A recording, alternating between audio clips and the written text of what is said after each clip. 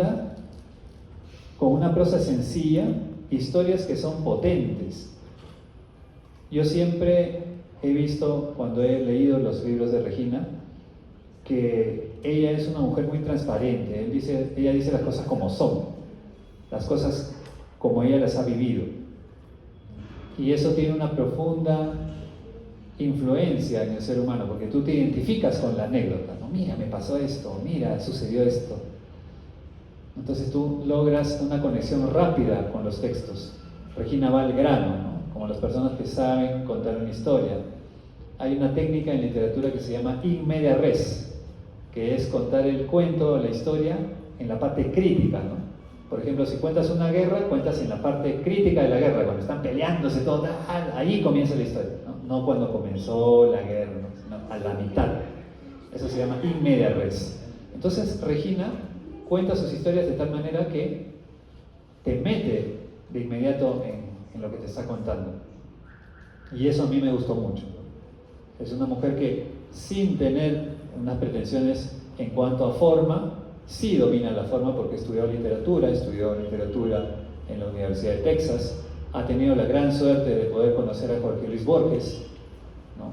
Yo no pude conocerlo porque era muy pequeño. Ella le hizo una entrevista que salió en el diario El Comercio, ¿no? Salió, tiene pruebas, o sea, no es que esté mintiendo, tiene pruebas con fotos, hasta con cassettes de audio, porque en ese tiempo la entrevista fue grabada. Se nota que es la voz de Regina. Entonces ella tiene una gran trayectoria. Entonces para ella no es necesario pues crear un mundo de fantasía como yo, como los pobres otros escritores que tenemos que crear mundos. No, ella directamente cuenta la historia y se acabó, esa es su experiencia, ¿no? Eso es lo interesante que tiene ella. Y lo otro que a mí siempre me gustó fue el tema espiritual. O sea, ella habla siempre de lo invisible, de lo que no tiene forma. Ella habla, a diferencia de muchas personas que dicen, oye, no te distraigas, ¿no? Cuando dicen no te distraigas es porque pisa tierra, ¿no? Toca la realidad, mira, no estés en las nubes, ¿no? Esa es la frase normal, ¿no? No te distraigas. Pero en el budismo, no te distraigas significa más bien lo contrario. Date cuenta que esto que ves no es real, o sea. Entonces, ¿qué? Y a mí me gustaba mucho el budismo, simpatizaba con el budismo, y en cierto modo estaba buscando a alguien que me oriente un poco, ¿no? Sobre el tema. Y lo encontré. Entonces, lo que quiero explicarles al presentarles los dos libros de Regina es que, uno, ustedes no van a leer algo improvisado, algo de poca monta, algo que va a ser olvidado rápidamente. No. Ustedes van a leer algo que los va a enriquecer, tanto a nivel formal, literario, como a nivel espiritual. Bajo la premisa de una historia sencilla que te impacta profundamente. En ese sentido, nuestros estilos y nuestros puntos de interés coinciden, porque a mí me gustan los cuentos de hadas, que son intemporales también. No tienen tiempo, no tienen lugar, es lo que llaman la conciencia sin centro, ¿no? Había una vez un rey y una princesa, ¿no? No tiene tiempo. Cualquier persona se puede identificar con eso. Las historias de Regina también. Si bien es cierto, tienen un cierto contexto histórico, se pueden considerar como historias universales, porque tratan temas universales. Y así fue naciendo Lamas en Lima, que lo presentó en el año 2014, ¿no? En la librería El Virrey en Miraflores. Ahí comenzó su carrera literaria y desde ahí no ha dejado de escribir, porque todo el tiempo está escribiendo, sin prisa y sin pausa, como dirían, poco a poco, y va sacando los libros como un pan bien horneado, como debe ser. No apurado, no escribir por escribir. Hay una norma, lo estábamos conversando antes de la presentación, en que es contraproducente escribir un libro al año. Cuando ustedes ven a un autor que diga, no, yo escribo, a mí me suda la literatura, y ya escribo 800 páginas y en 4 meses saco mi libro.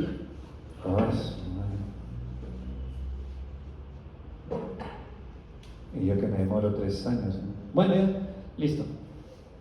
Y sale el libro, ¿no? Pero ojo, hay un tema interesante y quiero compartirlo con Regina. Una cosa es defender los libros y otra cosa es defender la literatura. Les explico. Cuando tú quieres escribir un libro que se venda, puedes hacer una comedia romántica que se vende como pan caliente. Acá en el Perú, en Estados Unidos también, hay muchas comedias románticas para jóvenes que se venden como pan caliente y haces mucho dinero. Tomas el pulso a la gente, qué cosa le gusta, haces un Harry Potter, no sé. Ahora con la tecnología, incluso se puede saber qué página les gusta más a los jóvenes, porque queda registrado el tiempo de lectura en los dispositivos electrónicos. Entonces tú dices, mira, al niño o al joven le gusta esta parte de la novela, qué bonito, hay que darle más de esto, y le das más, pero es como si le estuvieras dando caramelitos, que no lo van a nutrir. Eso no es literatura. Ahí estás vendiendo libros. Lo que nosotros hacemos es literatura, que es belleza a través de la palabra. Contar bien la historia, con un inicio, un nudo, un final, como decía Aristóteles, ¿no? Aristóteles, el gran filósofo, sabía, ¿no? Y ese principio no ha cambiado. Primero me presentas el escenario de la historia, el conflicto, quién es el héroe, quién es el protagonista, cuál es el problema y cómo lo soluciona. Si lo soluciona o no lo soluciona, ¿no? Si tuvo éxito o no tuvo éxito, punto. Eso no ha cambiado en 2000 años. Entonces, una cosa es que tú quieras hacer plata con los libros, que puedes hacerlo, y otra cosa es que pases a la posteridad como un escritor relevante, como un Herman Melville, como un Homero, como un Cervantes. Esas son palabras mayores, ¿no? Pero tenemos un problema, Regina y yo, de que cuando queremos hacer literatura no vendemos casi nada, o nada. ¿Por qué? Porque la calidad es difícil de digerir. Lo nuevo siempre es rechazado. Cuando alguien escribe un nuevo género, crea algo, la gente dice, oye, ¿qué es esto? Es como si fuera un bicho nuevo. Morderá, voy a tocar. ¿Qué será? No, mejor me alejo, ¿no? Pero, por ejemplo, si gana un premio, ganó un premio. ¿Quién? Regina Robles. ¿Qué? ¿No? De la Casa de la Literatura. ¿Sí? No la conozco. A ver, voy a buscar. Recién la gran masa se pone a ver el libro, porque ha ganado un premio. A ver. De curioso, ¿no? Y con suerte, en 40 años se hace famoso. ¿Por qué? Porque es el destino normal de un escritor. Cervantes se murió pensando que no sabía escribir. Cervantes tenía como profesión cobrador de impuestos. ¿Saben lo que es eso? Cobrador de impuestos, ¿eh? Sí, ¿quién es? Soy el cobrador de impuestos del rey. Págueme. No fastidies. Págueme, por favor. Te voy a echar aceite caliente. No, ya. Imagínate, cobrador de impuestos. Casi equivalente al latero. La SUNAT, o sea, olvídalo. Y Cervantes se murió, señoras y señores, pensando que no sabía escribir. Y ahora es un gran escritor, ¿no? Entonces, en conclusión, ¿qué camino quieres elegir? ¿No? Hay un camino comercial, existe, claro, por supuesto. Y hay un camino que es el camino de las estrellas, el camino del diamante, ¿no? Como ciertas personas practican, ¿no? El camino que va más allá de nuestra existencia, ¿no? Entonces yo creo que Regina va por ese camino, ¿no? Y lo hace con total desparpajo, libre, feliz por la vida, ¿no? Como es ella. Entonces esa más o menos es la esencia, ¿no? Y como les repito, Lamas en Lima se enfoca más en las experiencias que ha tenido cuando ha alojado Lamas en Lima. Y yo me acuerdo por lo menos un par de experiencias del libro. Una es en que reciben a un lama tibetano en el aeropuerto Jorge Chávez, creo que estaba en un Volkswagen, ¿no? En un auto, y le roban las pertenencias al lama, le roban todo. Y la gente se pone a meditar para poder darle conciencia a los ladrones, y los ladrones les devuelven. O sea, al cabo de un tiempo los ladrones le devuelven las pertenencias del lama. Interesante. Entonces, esas experiencias solamente las ha vivido ella, ¿no? Y tiene sentido plasmarlas en un libro, ¿no? Porque son cosas extraordinarias, ¿no? Y en Historias del Otro Lado, por ejemplo, tiene el primer relato, que es de una pintora ya mayor, pero que está saludable, que se pinta como subiendo al cielo, ¿no? Un cuadro muy bonito. y pasa un tiempo y ella fallece. Es como si estuviera pintando su propia muerte, una premonición, algo así, ¿no? Entonces, esas son historias así extraordinarias, ¿no? Y eso tiene que ver con la sensibilidad de ella también, porque el artista es sensible. El problema con el artista es que es muy sensible, ¿no? Es sensible a todo. Hay cosas que normalmente a las personas no le afectan, pero a nosotros sí.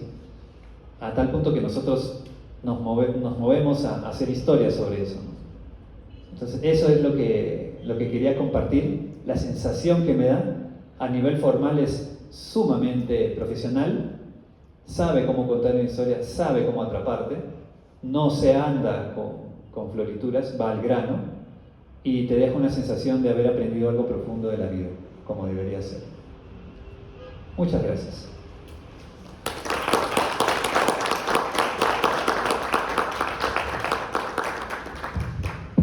Bueno, les quería agradecer su presencia esta noche. Estamos muy contentos, tanto César como yo, de estar en Cusco. Yo le tomé la delantera porque vine hace 4 meses y me quedé. ¿Cómo empieza la literatura? La gente empieza a hablar, el ser humano empieza a hablar precisamente para contar algo. Se murió mi tío y vi su fantasma, o vino el tigre y mató a fulano, ¿no? Entonces, el habla de por sí empieza para contar cuentos, racontos, ¿no? Y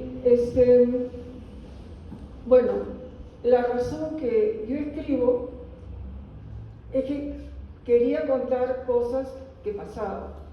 Y si bien uno de los libros es sobre cosas misteriosas, yo no soy Stephen King, sino más tipo Truman Capote, porque más cuento cosas que sí han pasado, aunque sean misteriosas, aunque sean raras, pero sí han sucedido.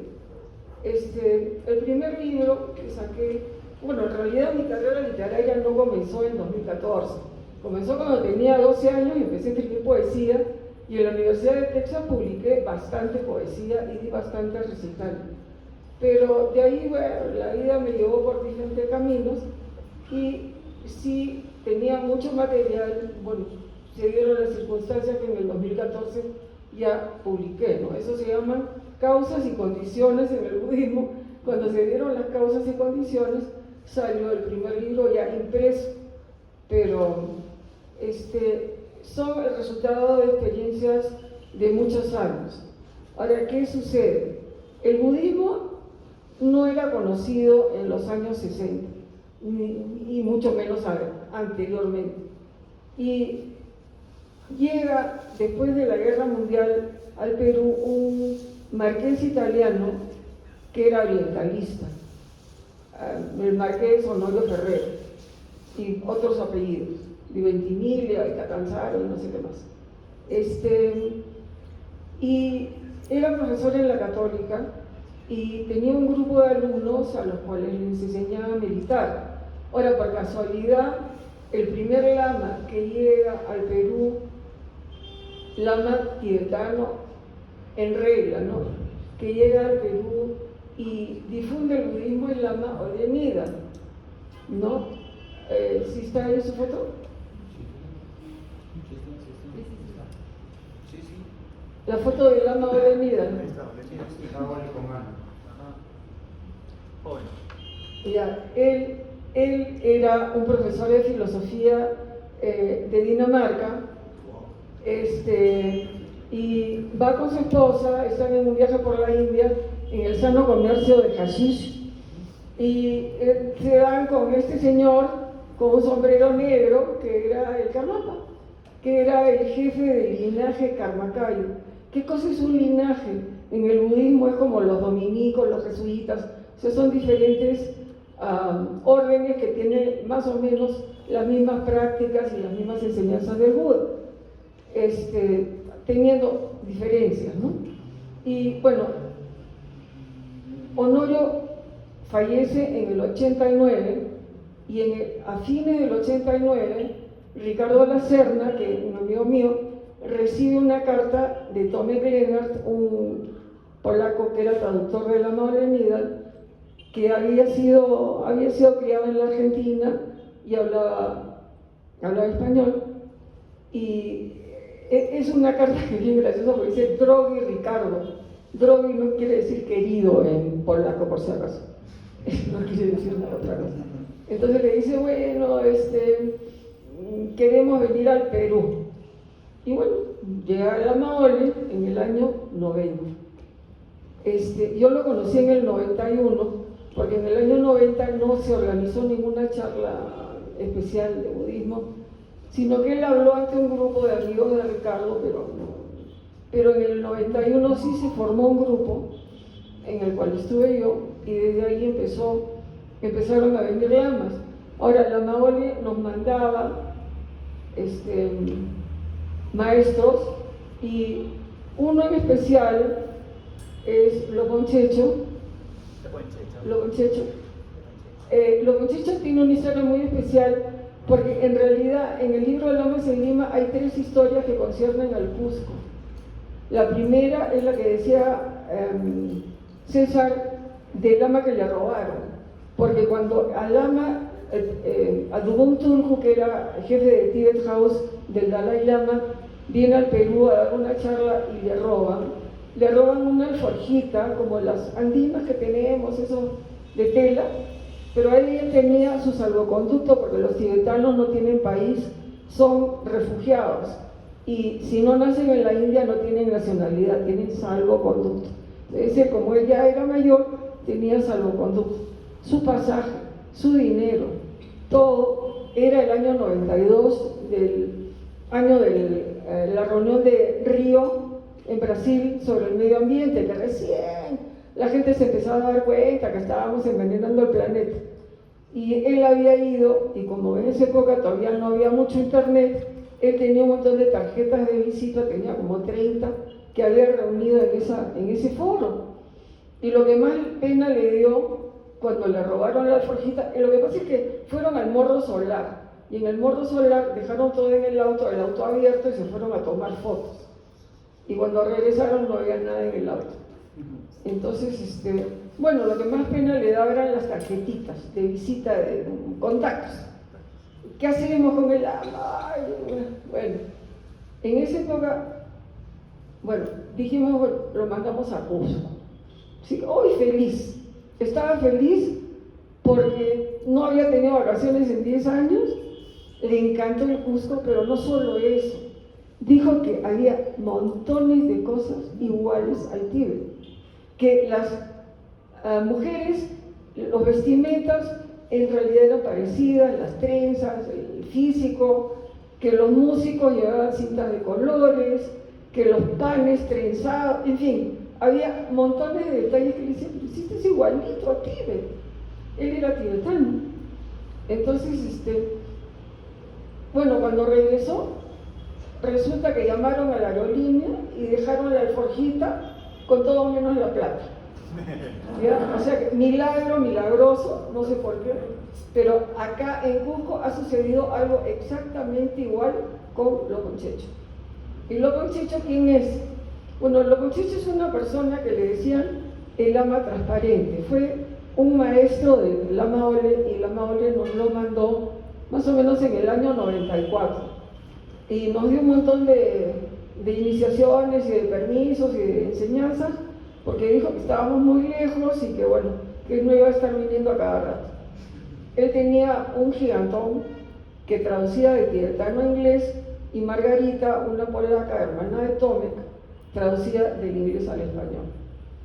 Y bueno, la cosa es que Lobon Checho, que aparte era tío de la reina de Bután, tenía una práctica espiritual de alguna manera, no sé, el cuerpo de luz, no me acuerdo cómo se llama, uno de los 7 yogas de Naropa,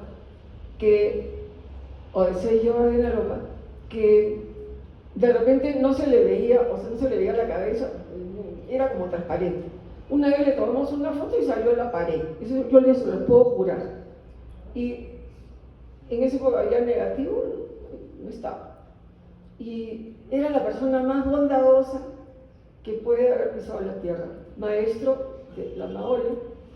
Y vino a Cusco y se consiguió un encuentro con los queros, pero en el Urubamba, o sea, en su sitio. Entonces, hay la anécdota, en esa época J, nuestro amigo que era el que había organizado todo, y era el jefe del centro, tenía más o menos 40 años, Pedro Gómez tendría 50, por ahí, 45. Y se empezaron a pelear porque el camino, ustedes saben, si han hecho, el camino es largo, ¿no? Y los queros no están pues acá nomás. La razón que han sobrevivido las enseñanzas de los queros es que estaban lejos y los españoles no llegaban, ¿no? Entonces, él tenía una técnica que tienen los tibetanos para caminar lejos, porque primero que como es empinada la cosa y no hay mucha carretera, entonces tenía una técnica para caminar que los pasitos los daban casi en el aire como que un vuelo. No volaban, pero iban a ras de la tierra, pero a una velocidad tremenda. Entonces, en un momento Pedro Gómez, que ya se cansaba pues, de caminar, le empieza a decir a Jota, que era nuestro amigo, se empieza a pelear, oye, pero este viejito, pero estamos haciendo caminar tan lejos. Y el hombre ya estaba lejísimo porque caminaba a toda velocidad y ya le llegaba como 1 kilómetro, tuvieron que dejar de pelearse y seguirlo. Y al final hicieron un intercambio de poderes entre los queros, o sea, el alto misayo y los muchachos. O sea, se intercambiaron él le dio un dorie, que es un objeto que significa la iluminación, el diamante, y una campana, y el otro, y hasta ahora la tiene, o sea, creo que ya murió, pero el hijo sí lo tiene, la campana y el dorie.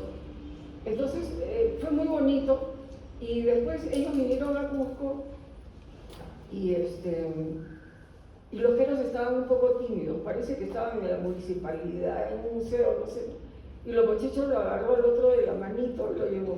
O sea, muy tierno, es una persona maravillosa. Y lo más divertido era que Ricardo La Serna era un pata de esos de barrio, del barrio de Santa Cruz, un arquitecto pero bien criollito. Y los muchachos se reían con él, lo miraban y se mataba de la risa, no sé por qué, pero se moría de la risa. Y bueno, los muchachos tienen otra historia, que esa la vamos a poner en la página del Camino del Diamante, ¿no? Es una historia que es un misterio, porque es algo parecido a lo que pasó con Adubun Turku cuando le robaron.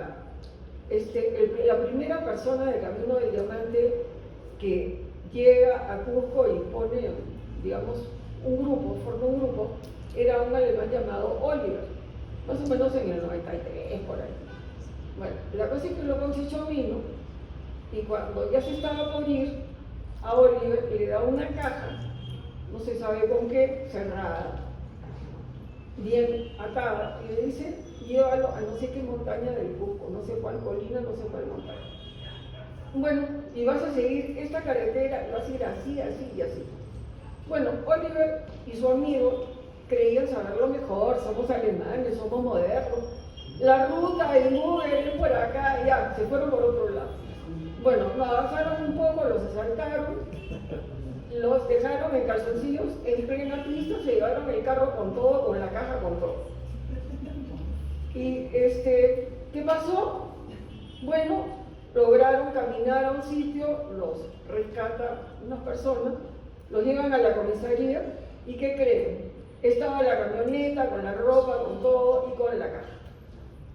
¿Cómo? No sé, pero sí estaba. Y entonces ya Oliver la segunda vez hizo lo que le decía y le enterró. Y ahora, después de tantos años, estamos tratando de averiguar en cuál colina y en qué sitio enterró la caja. Pero de que fue algo bueno, fue algo bueno. Y lo concepto era lo que se llama un bodhisattva, es una persona que era como un santo, como un San Martín de Porres, algo así, porque tenía poderes. Y cuando atraparon a Abimael Guzmán, él pidió que lo llevaran afuera del cuartel de la Marina, ahí donde estaba la base naval, donde lo pusieron a Abimael, y él se puso a caminar alrededor del sitio por fuera, por supuesto, diciendo mantras, porque dijo que era un karma muy fuerte. Entonces, digamos que en el libro hay personajes muy interesantes. La razón que yo lo he escrito es que me parecían que eran anécdotas que tenían que contarse, que no tenían que permanecer, digamos, en el anonimato, sino que valía la pena que la gente las pudiera conocer, ¿no? Y el otro libro son historias un poco misteriosas.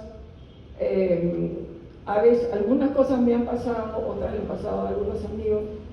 Hay una muy divertida de El Pipistrello de Lemarque. Por supuesto, yo viví en Italia. Pipistrello, por si acaso, quiere decir murciélago, pero tiene un poco que ver con lo que suena. Pipistrello, Lemarque es una zona que siempre hay terremotos en Italia, que hace un calor del diablo y la gente es bastante pobre. Y no tienen aire acondicionado, sino que tienen ventana abierta. Pues en verano hacen 40 grados, dejan la ventana abierta. El pipistrello era un ladrón que entraba por las ventanas a robar, por supuesto al dormitorio. Pero ¿qué pasa? Que ahí estaba el señor con la señora. Pero si él podía, le hacía el amor a la señora medio dormida pensaba que era el marido, si se daba cuenta se quedaba callada, ¿no? Y si efectivamente le hacía el amor a la señora, cobraba la mitad, se llevaba la mitad más, le dejaba su parte a la señora, ¿no? Hasta que lo atraparon, ¿no? Pero es un personaje real, o sea, salió en una revista. Y bueno, se me ocurrió escribir sobre él, ¿no? Pero, o sea, la mayoría de las cosas han pasado. Hay una terrible de una muñeca chancay que ya me contaron el cuento, que eso habrá pasado en los años 40, sabe Dios, pero sí me llegó el cuento que la llevaron a Roma y pasó una cosa bien fuerte, ya que mejor ni les cuento, pero ahí está, en Historias del Otro Lado. O sea, el otro lado es todo lo que no sabemos. Hay sueños de premonición, hay gente que tiene memoria de haberse salido de su cuerpo cuando estaban anestesiados, ¿no? O cerca de la muerte. Hay premoniciones, en fin, toda clase de cuestiones extrasensoriales que no tienen ninguna explicación, por eso le puse el otro lado. Y la portada es José Wich, que es otro escritor muy conocido en Lima, tomó una foto de, no me acuerdo a dónde, pero la pusimos de carátula, porque era también un poco sugerente. Pero bueno, yo creo que podemos entrar a una conversación, no sé, César puede dirigirla y podemos hacer un poquito de diálogo. Aplauso encantador para Regina Robles Meyners, que presenta de una vez 2 libros, combo 2 por 1. A ver, si el público amable tiene alguna pregunta, aquí está el micrófono libre para que puedan preguntar. Si no, pregunto yo. Aquí hay uno. A ver. Sí, por favor.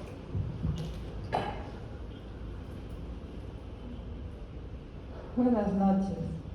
Me encantó su exposición, muy amena. Me hizo reír también. Le quería preguntar, como usted está en este camino del budismo, ¿qué puede compartir con nosotros para superar el estrés, la ansiedad, el pánico, que esos problemas sí que muchos tenemos, ¿no? Yo soy entre ellas.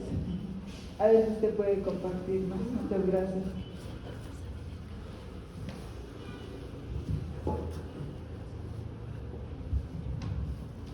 Sí, por supuesto. O sea, la práctica de la meditación es una cosa muy antigua.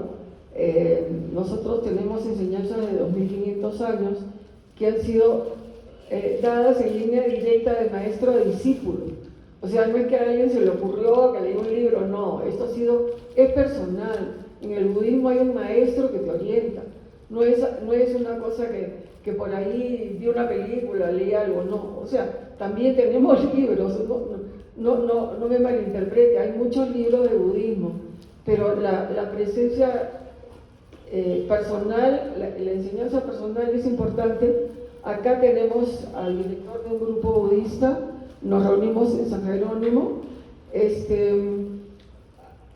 meditamos 3 veces por semana, La meditación, si se hace con frecuencia, o sea, si se hace diario, por lo menos 10-15 minutos, uno tiene las emociones, por ejemplo, uno amanece triste, de repente se pone contento porque pasó algo, de repente se pone furioso porque recibió un recibo de la luz, qué sé yo, de repente, no sé, pasa otra cosa y se pone molesto, de repente está alegre, no sé, uno anda así. Pero en la meditación como que uno empieza a andar más en una meseta, o sea, más tranquilo, ¿no? Y los ataques de pánico sí se pueden controlar con pranayama, que es la respiración, pero todas las meditaciones te hacen que respires lento y profundo. O sea, la respiración es lo que maneja a la mente. O sea, si uno respira lento, la mente se calma, ¿no? Entonces todas esas enseñanzas nosotros las tenemos, ¿no? Y justo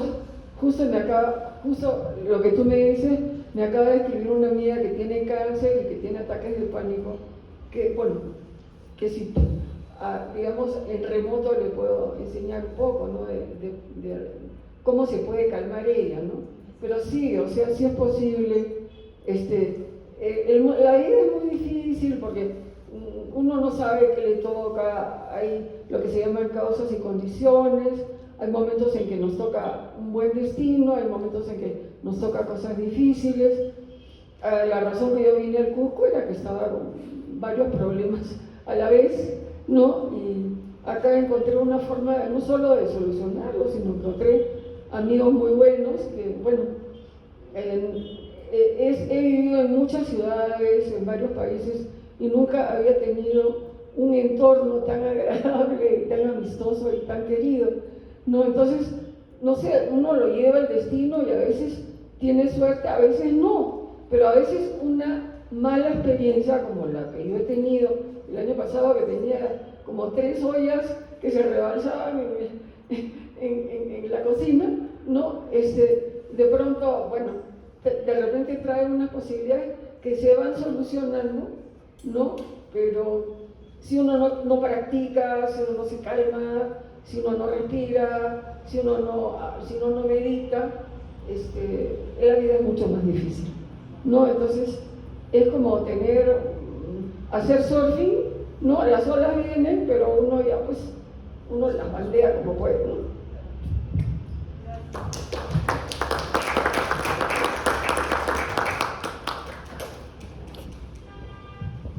Buenas noches con todos, buenas noches Regina. Yo quisiera saber, ahora que explico un poco acerca de ese libro de Historias del Otro Lado, ¿cómo nace la idea de recopilar esas historias? ¿O solamente era porque usted conoció a lo largo de su vida varias de esas historias? ¿O hay una idea que le haya motivado a escribir Historias del Otro Lado? ¿Cómo nace esa idea?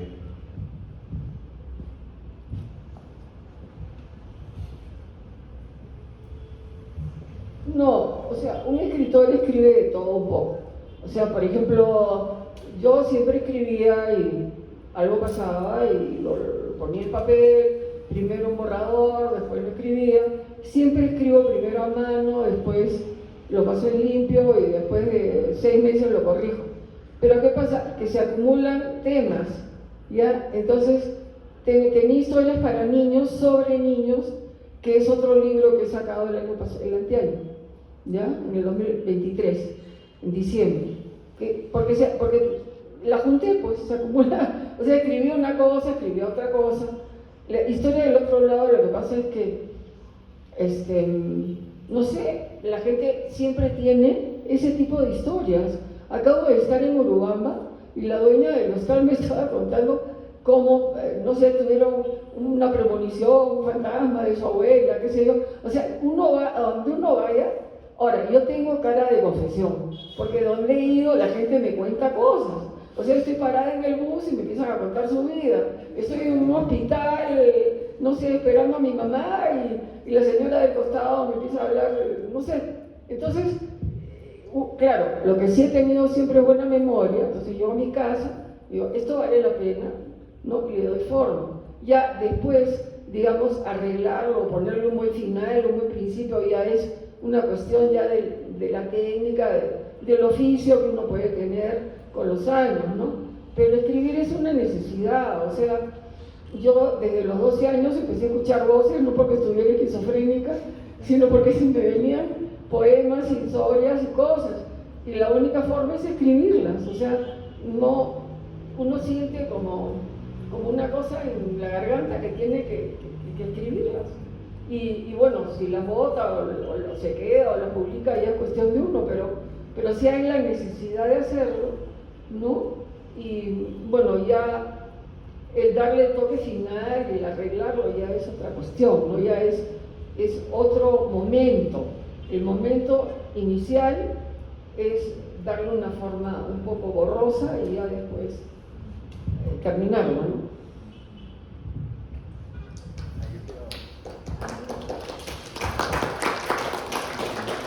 ¿Alguna preguntita más? ¿Ah, sí? Buenas noches, señora Robles. Buenas noches también a la concurrencia. Primero que nada, decirle que las historias que usted relata son interesantes. Yo quisiera plantearle la siguiente pregunta, que era, yo tuve una experiencia algo así similar a la que usted relata, que era que yo vi ¿cómo se diría? A la persona que falleció. Después que falleció la vi a los 3, 4 días, pero yo lo vi y después cuando volví ya no estaba, porque era un lugar que que teníamos con unos familiares que alquilábamos, un establecimiento de venta de libros, y el señor que nos arrendaba el local había fallecido, y entonces a los semana y 4 días de su fallecimiento, yo cuando voy cerrando la puerta del local veo al señor que estaba ahí, y cuando regreso, y eso era cerca del mediodía, entonces lo vi, y cuando regresé ya no estaba, no había, entonces yo pensé que estaba soñando, ¿no? A veces son esas historias paranormales o como en las que usted menciona en su libro Historias del Otro Lado, que en relación a eso yo quería preguntarle cuál fue la parte más difícil al elaborar un libro, y si toma tiempo el hecho que vaya tomando forma cuando usted ya está en las distintas etapas de la elaboración de sus libros.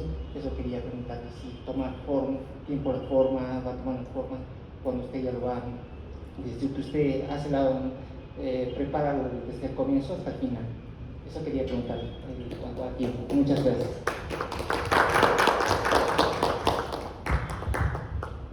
Bueno, me había olvidado de contarles otra historia de Kalu Rinpoche. El primer maestro de Lama Ole fue Kalu Rinpoche, un viejito, Karma Kayu, y por casualidad, bueno, este señor vivía en Francia, vivía en Dijon, en un monasterio. Y por casualidad, por el año 94, por ahí, me llega un cassette, porque en esa época había cassette, me llega un cassette de Kalu Rinpoche recitando el Bardo Todol. ¿Qué es el Bardo Todol? Bueno, los tibetanos tienen el libro tibetano de la muerte, ¿ya? Y son instrucciones para el alma. Son instrucciones, bueno, ellos no creen en el alma, pero en fin, son instrucciones para cuando uno muere. ¿Y qué pasaba? Que yo tenía ese cassette y se le muere el papá a una amiga. Y el papá no decidió irse de la casa, se quedó por el comedor, sonaban puertas, se movían sillas, en otras palabras, papi poltergeist. Entonces, ¿qué hacer? La familia aterrorizada, porque una cosa es tu papá y otra cosa es un fantasma de tu papá. Y un fantasma de tu papá que mueve sillas, que rompe cosas. Entonces estaban desesperados. Y se nos ocurre poner el cassette de este señor Carlos Rinpoche, que dicho sea de paso, ya parece que estuviera en el otro lado de la carita que tiene. Y bueno, la cosa es que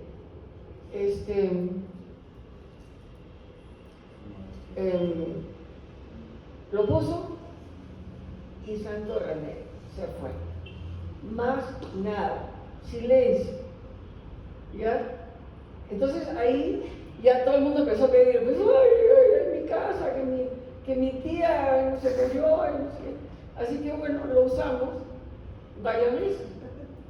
Y es increíble, lo que no entiendo es, o sea, sale la voz de Carlos Rinpoche bien cascada, porque era viejito, hay una vocecita, recitando íntegro y en tibetano, o sea, no en castellano. Ahora, yo no sé, pues si ya estás al otro lado, ya da lo mismo los idiomas, no sé, cómo el muerto, papá de mi amiga que era peruano, hablaba español, entendía el barro todo en tibetano, eso sí no entiendo. Pero de que se fue, de que sirvió el cassette, sirvió, y bueno, o sea, parece que las instrucciones de los tibetanos para el otro lado son buenas. Ahora, ¿cómo se forma un libro? Escribes, botas la mitad, guardas, y después tienes una persona que es un editor, que en inglés el publisher es el que te imprime y el editor es el que te ayuda a armar tu libro. Entonces hay una persona de una editorial que te dice, sí, bueno, este cuento lo ponemos primero, está al final, acá mejor cambia este título, no me gusta tal cosa, y bueno, entre los dos se arma el libro, ¿no? Pero, o sea, hay gente que es autodidacta y que imprime su libro solo y hace sus cosas solo. Generalmente es bueno tener ayuda, ¿no? Pero nada.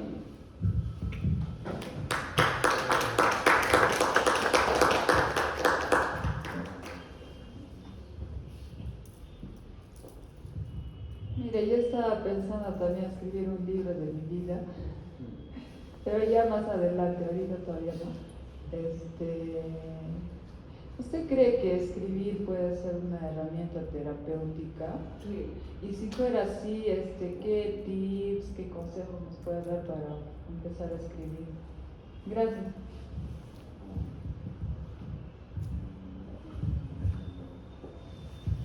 Bueno, hay dos posibilidades, o sea, mejor dicho, dos posibilidades de autoanálisis. Una es escribir tus sueños si los recuerdas.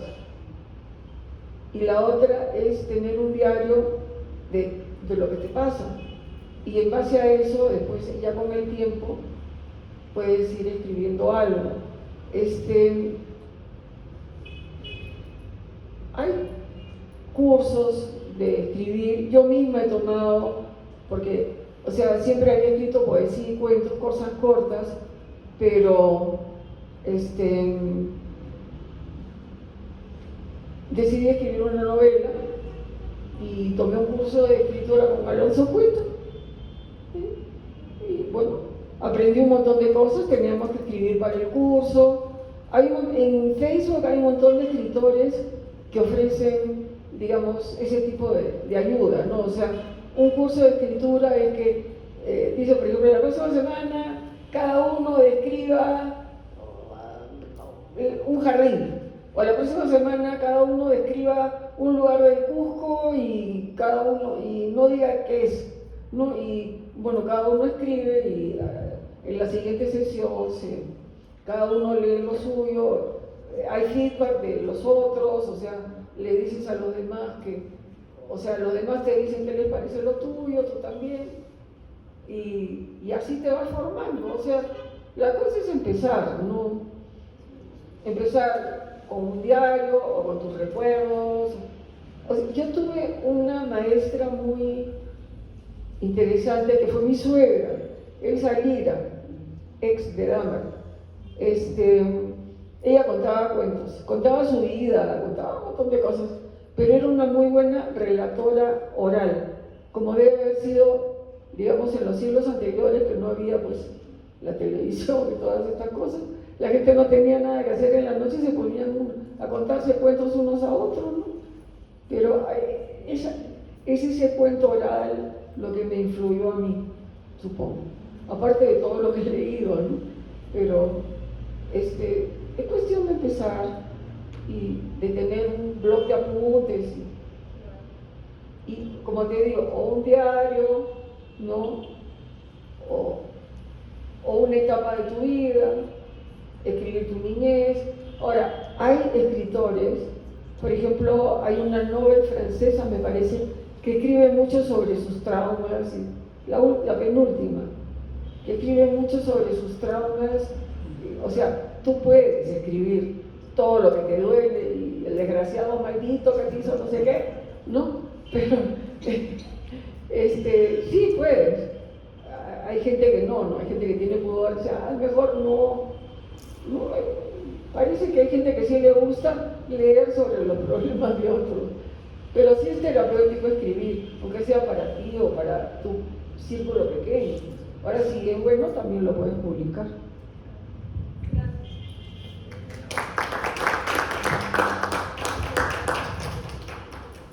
Si hay una última pregunta, nadie. Una corta. Una última y después podremos hacer un brindis. Y al final, si quieren, pueden comprar los libros de Regina. Están en venta, libre. ¿Cuál ha sido uno de los autores que más te ha inspirado?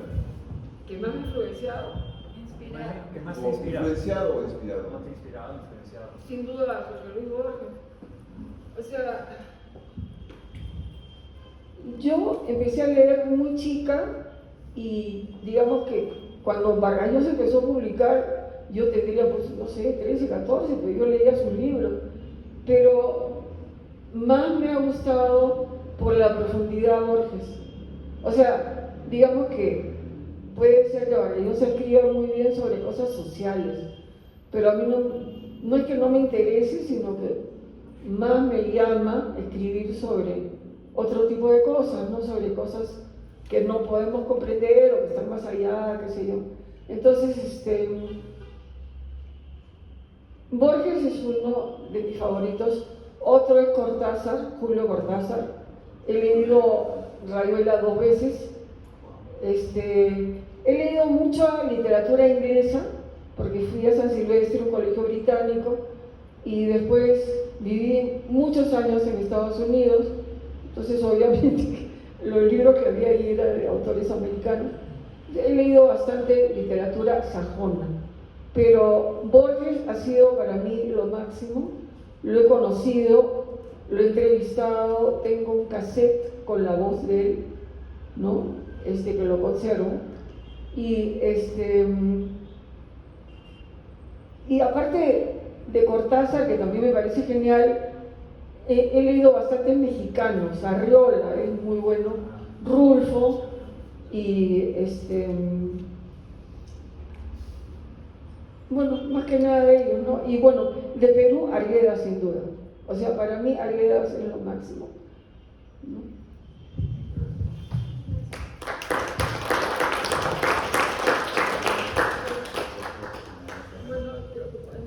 Ya estamos terminando prácticamente. Un último tema. Los cuentos y las anécdotas de Regina también tienen un tono documental, porque te recrean las diversas épocas de la historia del Perú, ¿no? O del país que está teniendo como escenario la historia, ¿no? O sea, de manera secundaria, pero no menos relevante, también te da información acerca del contexto histórico de la época de la anécdota, ¿sí? Muchísimas gracias por estar acá y les vamos a servir un brindis para Regina. Sí, quería... sí. Sí, quería agradecer la asistencia de todos ustedes, especialmente, bueno, acá la Alianza Francesa, que nos ha brindado su local y su apoyo, a Gloria y a Nicole, que nos están ayudando, a Sergio, que fue mi primer lugar donde vine al Cusco, ¿no? Lo molesté como 3 semanas, hasta que tuve mi propio local. Veo acá amigos muy lindos y bueno, al resto que no conozco, pero conocerlos. Y bueno, ahí tenemos algo para compartir, así que pasemos para allá.